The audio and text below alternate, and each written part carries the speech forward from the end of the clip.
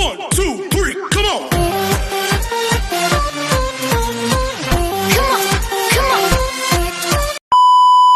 Hello beautiful people! Welcome back to my channel. This is your Mama Sam. Hola mga amigo, amiga, kumare at kumpare. Kamusta kayong lahat? Sana lahat po kayo ay okay at safe ngayong araw na ito. At syempre, kung ako naman ang tatanungin nyo, nakikita naman ninyo ang beauty ng Mama Sam ninyo. Fresh overload pa rin, di ba? Ganyan talaga kapag umiinom ka ng maraming vitamin C plus kumakain ka ng maraming banana. Dahil sa banana, mas nakakaloka ang ganda ng Mama Sam ninyo. Charot! So, kamusta naman kayong lahat? Sana lahat kayo ay okay na okay ngayong araw ng Thursday. And then, of course, gusto ko rin magpasalamat sa walang sawang tumatangkilik dito sa Mama Sam Vlog. Araw-araw, lagi-lagi. Maraming salamat po sa pagmamahal at suporta na binibigay ninyo. At saka syempre sa lahat naman ng makasolid na makamamasam dyan na laging nakatutok dito, araw-araw, lagi-lagi. Maraming salamat guys sa inyong lahat. Kaya naman syempre ngayong araw na to, marami akong hatid na chika sa inyo na talaga naman, oh my gosh, magtataas ang kilay ninyo ng bonggang-bongga sa mga pag-uusapan natin ngayon. Kaya guys, wag na nating patagalin ang ating mga chika. Para sa una nating chika, eto nga, grabe pinag-uusapan. Pambato ng Miss Cosmo Thailand. Tingin mo Mama Sam, malakas ba ang laban ng Miss Cosmo Thailand na si Malay Malaika Khan? Anong chika mo dito Mama Sam? Well, ang chika ko, malay ninyo, di ba? Malay ninyo, mag-penetrate siya ng bonggang-bongga sa Miss Cosmo at malay ninyo, siya ang susunod na first runner-up. Ganon. Depende yan sa ipapakita niya. Depende sa magiging eksena niya. Minsan nang pumwesto ang Thailand na bilang first runner-up sa first edition ng Miss Cosmo. And then, of course, dahil mayroon na namang another girl na ipapadala ang Thailand, hindi imposible na pumalo din ito ng katulad ng unang-una nilang pinadala. Di ba? Kasi halos magkakamukha lang naman din sila, charot. Pero hindi nga.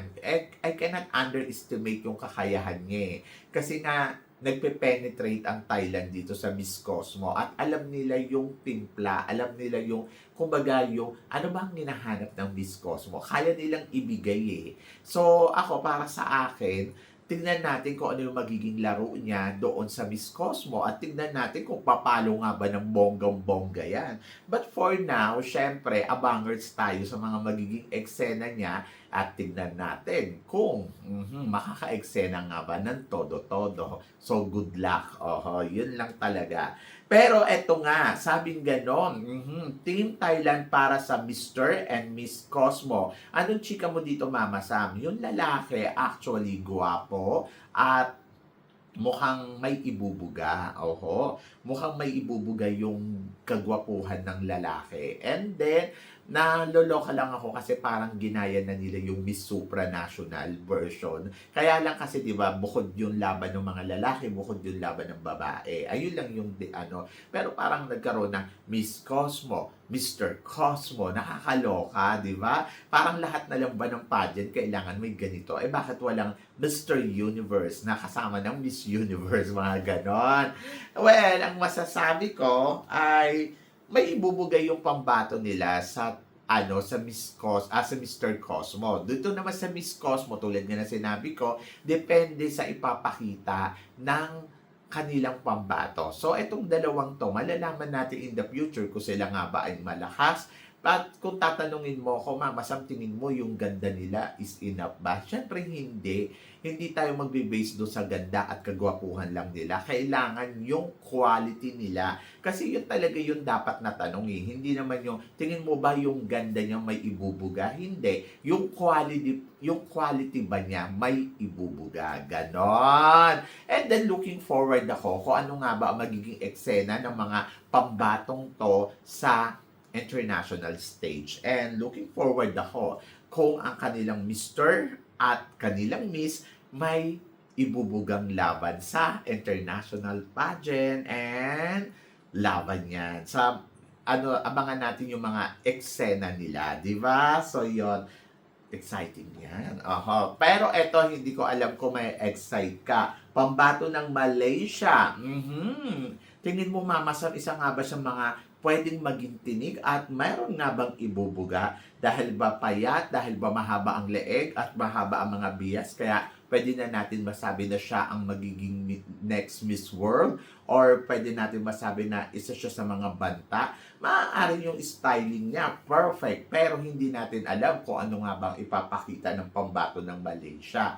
Maaaring ngayong taon na to, sila ang maging, Miss World Asia, or pwede din namang maging runners-up, or pwede din maging Miss World. So, maganda yung ipinapakita ng pambato ng Malaysia. Actually, kagabi napansin ko na siya na parang sabi ko, in fairness sa pambato ng Malaysia, may beauty. Pero parang hindi na siya naligo at nakapusod na lang yung buhok niya lagi. Charot.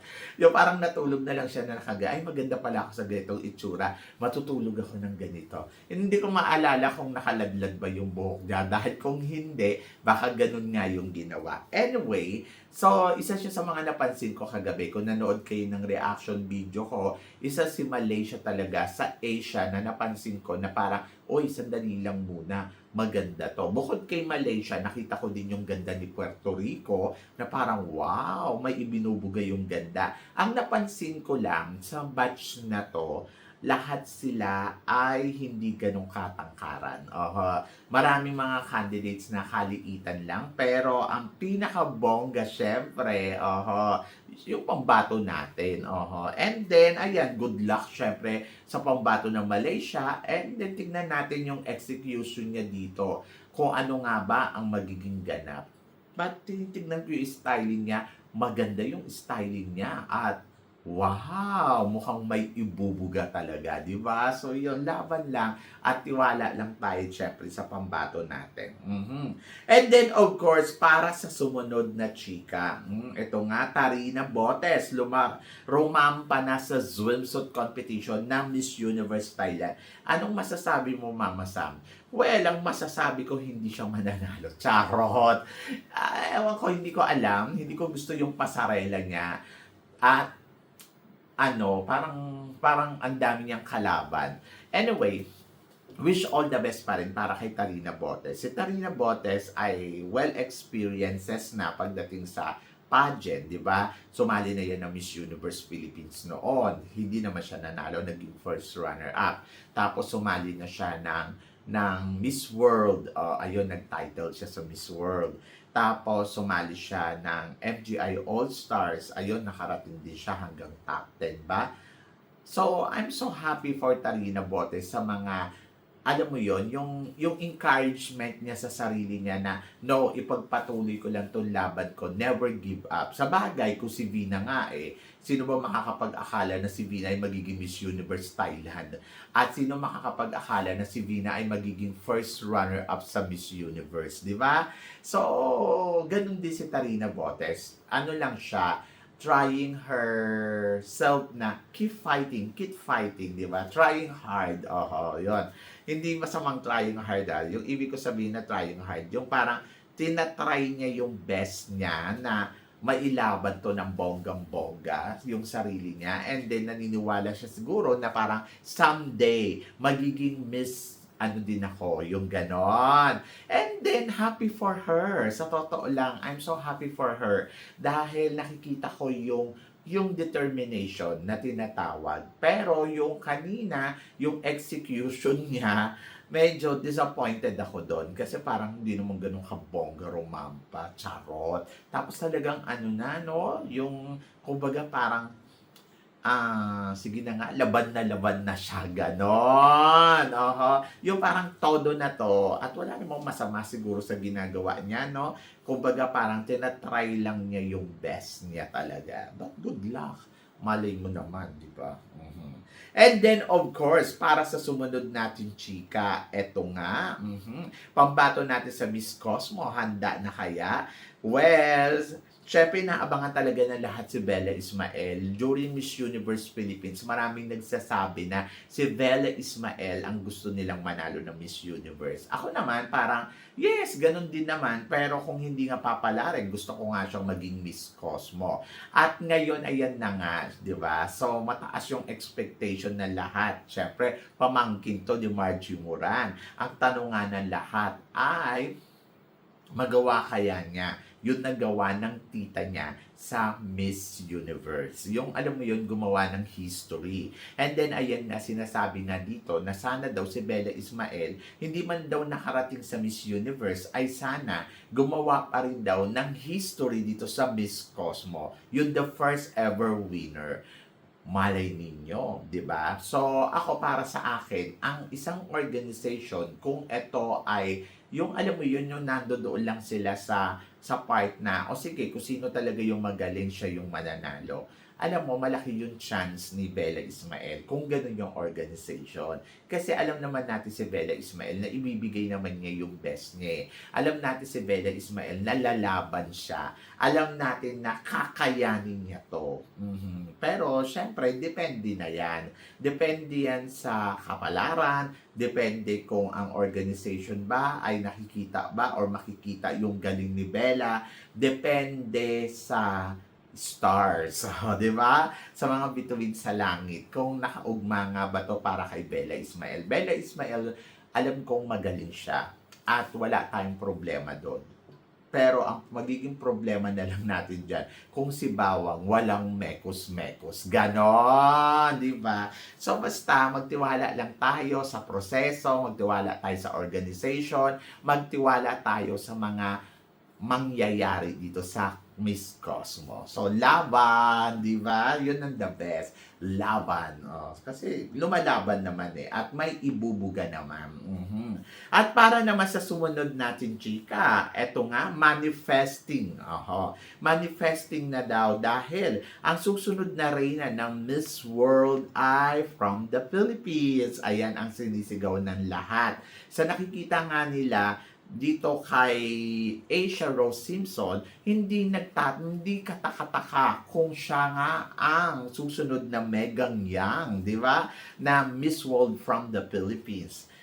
To be honest, we are looking forward dyan.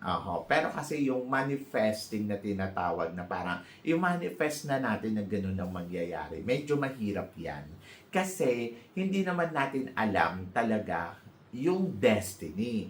Tapos, hindi naman porkit nung 2013 ay nanalo tayo ng Miss World, diba? Nanalo tayo ng supranational, tapos nanalo tayo ng Miss World, mananalo na rin ng Miss World. So, ganun yung nangyari nung 2013. Pero, hindi naman yan pwedeng i-apply sa taong 2026. Yes, maaaring maging ganon, pero maaari din namang hindi. Di ba? So, yun. So, depende. So, ngayon, nakikita naman natin na ang ating pambato ay lumalaban at tinatry niya talaga yung best niya. Sa totoo lang, in fairness naman kay Asia Rose Simpson, mula day 1 hanggang ngayon, pinahanga niya ako pa rin sa mga nakikita kong execution, sa mga nakikita kong galaw, sa mga nakikita ko na gusto kong makita sa kanya. Di ba? So, in fairness ha, so talagang may binubuga talaga. At panalo talaga ang kanyang eksena. So, ako para sa akin, job well done, di ba? So, let's see in the future. So, marami pang laban, marami pang challenge na magaganap dito. Tingnan natin kung makakausag pa to ng bonggang-bongga. But for now, talagang sumasabay talaga. And then, ganito na nga ba ang mangyayari? Sige, i-manifesting na lang natin yan para mas bongga, di ba? So, yun. So, good luck and wish all the best kay Asia na sana siya na nga ang susunod na Megang Yang, di ba? So, yun. So, basta happy-happy na lang. And then, let's see kung ito na nga ba ang susunod na reyna. And then, of course, para sa sumunod natin, chika, eto nga, Atisa Manalo. Manalo kaya ng Queen of the Philippines ngayong taon na to. So well, si Atisa Manalo, masasabi ko, isa sa mga magandang kandidata talaga dito. Sobrang nanlalamon talaga yung ganda niya ng bonggang-bongga. To be honest, walang binuga ang ganda ni Michelle D. At saka ni, tawag dito, sino pa ba to? Si MJ Lastimosa, di ba? Magaganda na yun mga yon.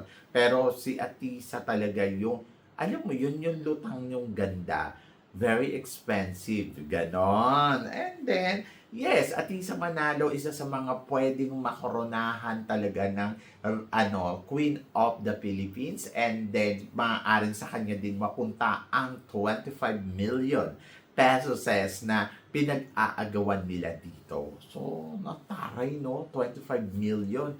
Ganon kabongga at ganon katindi. Nakakaloka yan. So, kahit ako talaga, oh my gosh, naluloka ako sa pa-premyo nila. Hindi biro yan, ha? At grabe ang eksena. Sobrang winner, sobrang, ay nako. So, looking forward ako kung ano nga ba ang magiging eksena ni Atisa Manalo or paano nga ba siya kakabog dyan ng bonggang-bongga sa kompetisyon na yan. So, naniniwala ba kayo? Kasi ako, yes, naniniwala ako na kayang-kaya ni Atisa Manalo na masungkit ang Queen of the Island. O, di ba? So, ewan ko, ganun yung nararamdaman ko sa kanya eh. Kasi nga, yung lola mo, ganda-gandahan. At nagmamaganda naman talaga, di ba? So, yon. And good luck and wish all the best para kay, syempre, sa ating pambato. So, yon. Ganon. And good luck kay Atisa Manalo. So, yon. Laban yan. I support Atisa Manalo kasi all the time. Naniniwala ako na si Atisa Manalo ay isa sa mga bongga talagang beauty queens natin. In fairness, sa beauty na meron siya. Yes, talagang kabog.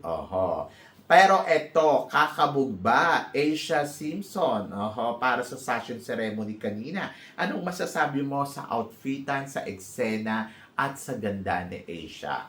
To be honest, ako kapag tinitingnan ko si Asia, merong parang something sa kanya. Actually, tinanong ko si Raul Sabi ko, Raul, gano'n ba kaganda talaga to si Asia? Sabi gano'n maalan Don Solweta daw. O, di ba? Hala, Don Solweta, maganda to. Parang kamukha ko yun eh. O, di ba? So, yun. So, ako para sa akin, sabi nila, pag tinignan mo daw in person, ganun daw talaga kaganda. Sabi ko, ba't parang sa mga photos, hindi siya ganun kabongga? Sabi niya, yes, hindi siya telegenic or hindi siya photogenic. Pero in person, talaga daw, wow. Sabi gano'n, makaka-affect ba kung ang isang kandidata ay hindi maganda sa picture at hindi rin maganda sa video? Yung katulad ng kay Ako para sa akin, hindi naman. Kasi syempre, meron naman silang pinapakita na alam mo yun, yung physical appearance nila doon. Tapos, pag tinignan mo naman sila, palaban naman, di ba? So, yun. So, ang importante ay maganda sila in person. Mahirap naman yung hindi ka maganda in person. So, parang feeling ko hindi naman makaka-affect. Doon tayo, may mga ads, may mga kasi na gusto silang kunin, pero hindi sila makukuha kung magiging mapili sila or hindi nila kaya. So, yon. So, yung hindi kaya ng ganda nila sa picture. Ganon yung ibig ko sabihin. Na parang dapat lagi kang maganda both doon sa video at saka sa picture. Sa totoo lang para sa akin mas okay nga yung hindi ka naman masyadong maganda sa personal. Pero ang ganda mo sa mga video, yung mga gano'n. Mas okay sa akin yun. Pero syempre, dapat dito sa mga beauty contest or sa mga beauty queen, balance. May ganda ka sa person, may ganda ka din sa mga photos mo, ganon. At nakikita ko naman maganda naman siya. Para siyang si nare-recall sa akin, si Shine Dizon nung kabataan. Yung tipong ganon yung itsura niya no? So, pero sa amin ganon, bongga daw talaga, ang ganda daw neto in person. Sabi ko, okay. So, kung ganon siya kabongga, ganon siya kaganda, talagang magugustuhan talaga siya ni Madam Julia. Pero ang tanong nga ng lahat ngayon, gusto kaya siya ni Madam Julia? Ang tingin ko, oo naman. Charot. So yon, malalaman natin in the future kung si Madam Julia bet nga ba siya ng bonggang-bongga. So yan, nakakaloka. Anyway, good luck syempre sa pambato natin sa Miss World. Good luck kay Atisa Manalo para sa laban niya sa Queen of the Island na nakakaloka. At syempre, sa atin lahat, good luck sa magiging laban at magiging resulta ng Miss World. Sana sumanayon sa atin ang mga bituin sa langit. So, yan! So, kayo guys, ano guys ang masasabi ninyo dito sa mga pinag-uusapan natin ngayon? So, i-comment below mo yan para at least malaman ko naman kung ano naman ang chika mo dito sa mga tinatalakay natin. Syempre, maraming salamat po sa inyong lahat sa love and support sa mga hindi pa nakaka-follow at nakaka-subscribe. Baka naman, please don't forget to click like and subscribe my channel at i-click nyo na rin po ang notification bell to more updated syempre sa aking mga chika. Sabi nga ganon, always keep smiling and laban lang. So guys, hanggang dito na lang, hanggang sa muli nating chikahan. See you tomorrow. Thank you guys.